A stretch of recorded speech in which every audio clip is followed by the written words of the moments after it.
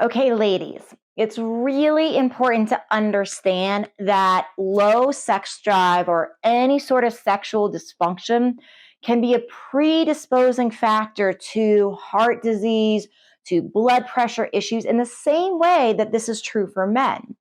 So there's been so much press around men and cardiovascular disease and that relationship to things like erectile dysfunction.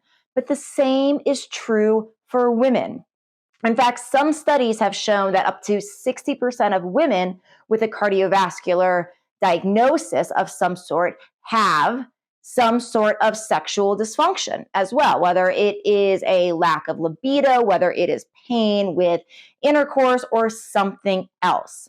So this is really important because one of the things that I want people to understand is this is not just about intimacy. This is not just about connection. It is about those things, but low libido is actually a symptom, typically, of something being out of balance in our body.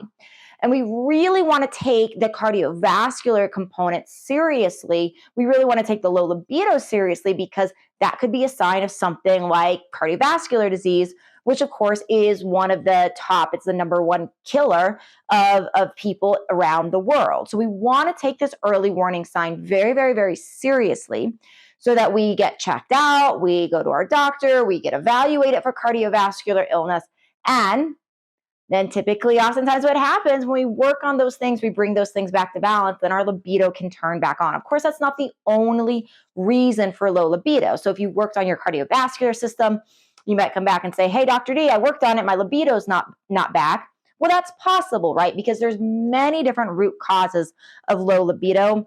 Our cardiovascular system is only one of them. Now, remember, with cardiovascular health, it's not just about cholesterol. We need electrolytes, for example. We need proper potassium and magnesium and calcium and sodium. We need all of our electrolytes to be in good, healthy balance for that proper blood flow. So that's really important. Magnesium and potassium are two of the top ones that are really important for that relaxation and that blood flow to the tissues. Beyond that, we also want to remember that when it really comes to arterial disease, like blood flow issues, and it comes to things where the arteries aren't working as well, one of the things with this is it's not just about cholesterol. What will happen is the cholesterol will mix with toxins, with things that cause this process called oxidation. When that happens, we have more nicking of our artery walls. And when this nicking happens, the body will lay down more plaque. So it's not really just about cholesterol. It's more about what's happening from a stress of toxins, of things that cause this process called oxidation. This can be things like toxins in the environment have been shown to do this, toxins in our food, mold toxins, and more. And it's really interesting because in my medical practice, oftentimes when I'm working more with getting the body out of inflammation and lowering toxic overload, we see libido come back online. And part of that, there's a few different mechanisms there, but part of that is it takes the pressure off the arteries.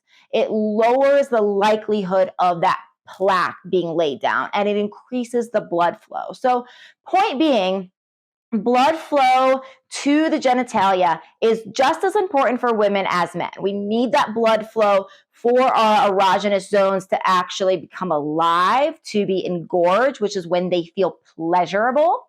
We also need that blood flow for lubrication to happen. So we really want to make sure that we're maximizing that blood flow. We also want to make sure, for example, that we have proper levels of estrogen.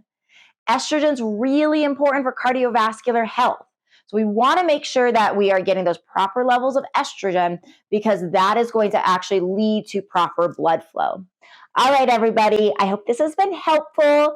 Please, if you're worried about estrogen, please do check out more of my channel where I talk about hormones. There's a really great book that I love that I recommend called Estrogen Matters, which goes through a lot of the research behind estrogen.